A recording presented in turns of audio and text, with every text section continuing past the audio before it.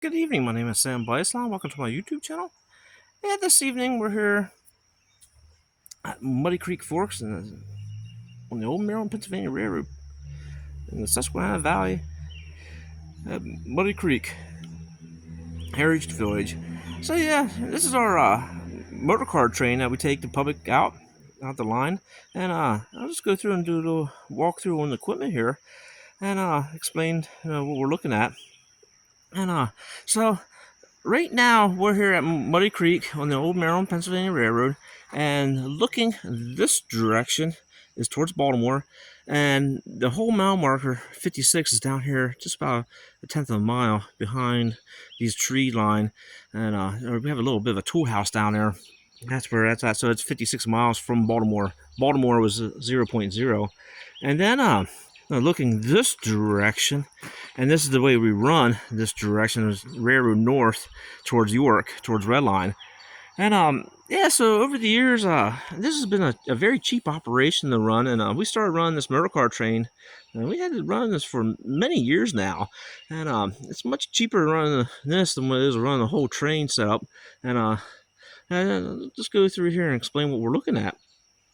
This first car here is actually a Muddy Creek Forks put together car here at Muddy Creek, and a little history on it. So this car here, the cab and the frame and the running gear, my father purchased all that back several years ago. He had to go down to Kentucky, and there was a railroad contractor had it down in Kentucky, and he went down there and ran a U-Haul truck and brought up here to Muddy Creek. And then the society turned around and realized that they needed another big gang car, and went ahead and purchased it for my dad. And then the society members worked on the car. So yeah, this car here, we had a gentleman that retired from his workplace, and he went ahead, he spent a lot of time working on. He took the cab over to his house over in Lancaster and redid all the windows and all the roof. He did a new rubber roof on it and all the sheathing. And then the running gear, my brother-in-law redid it because my brother-in-law's a machinist, and so it's four-wheel drive. There's actually a heavy-duty drive shaft that goes from this differential up through back to that wheel, and then it's from pumpkin to pumpkin, and it makes this car four-wheel drive. And now these were the biggest gang cars that were ever built, and this is a Fairmont, so it's known as a 8.8. So originally, when it came from the factory, Fairmont always used Ford's inline sixes, which was the 300s. And this car here now has a 305 Chevy with a two-barrel carburetor, and it has the transmission, straight stick transmission with a 3-speed on it. So yeah, this car here has been a very good car now, and we try to go ahead and keep everything looking good as best we can with this car and with the whole train. The biggest thing down here at Muddy Creek is the paint, trying to keep everything painted. Over the years, it's just so wet and damp down here at Muddy Creek. Everything always gets mold on, so we're always down here trying to fight that, and the paint just peels off.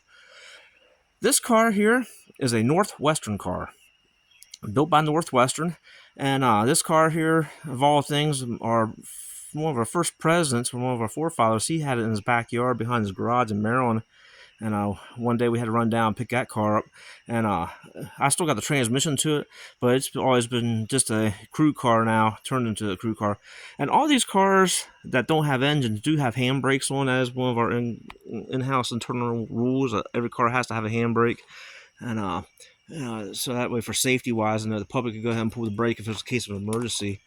This car here has always been just a crew car. There's no history on the car.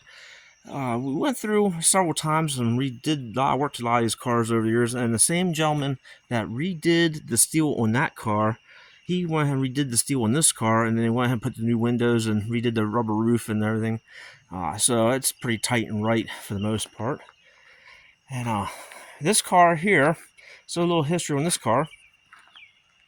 It came from the B&O Railroad Museum down in Baltimore, and it's a Kalamazoo car. It was actually started off its history on the military base that we know from just history, and then went to Adirondack up in New York, and then it went to the Baltimore Museum, and then Baltimore Museum, B&O Museum, went ahead and donated to us.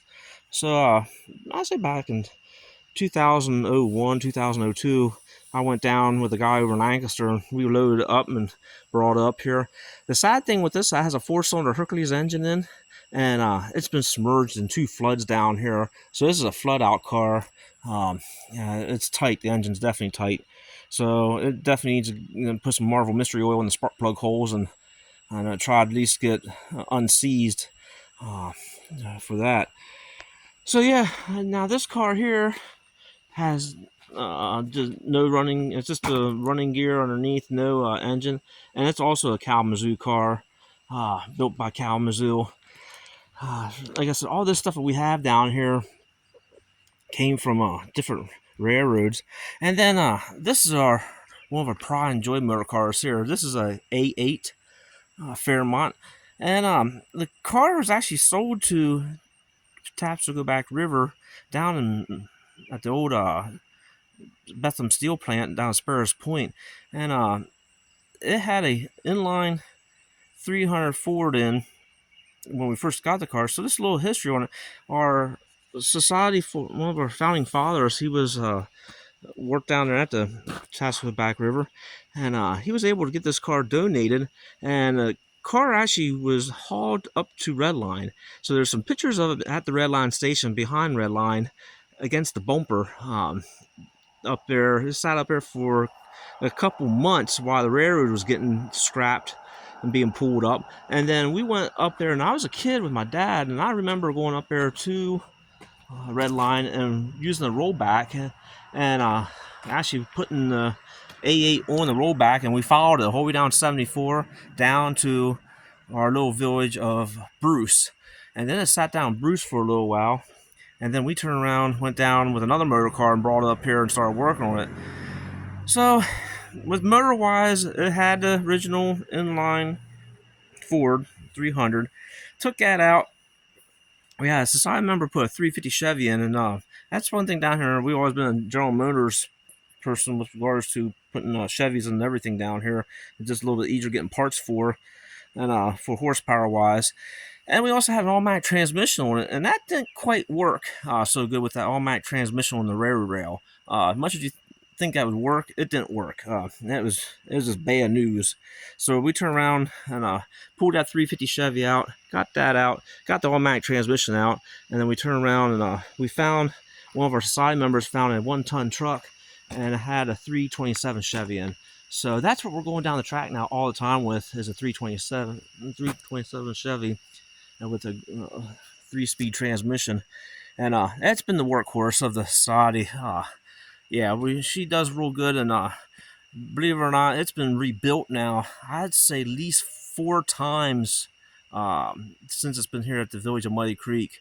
That's mean taking the cab off, running gear underneath, taken out, all new seals put in, and now we just had the engine rebuilt not too long ago, and they just got done redoing the cab over. So yeah, we're pretty proud of this motor car, and she does good.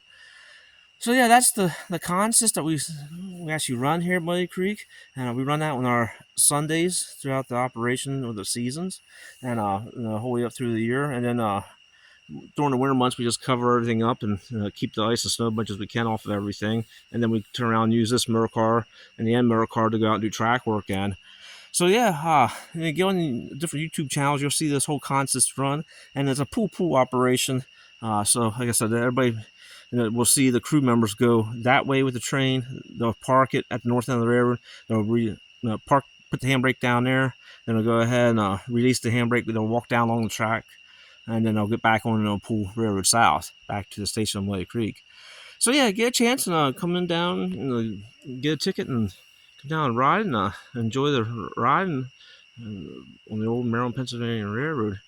So yeah, just figured just do a little video here, and hope everybody enjoyed it, and we'll see you next go around. Have a good evening.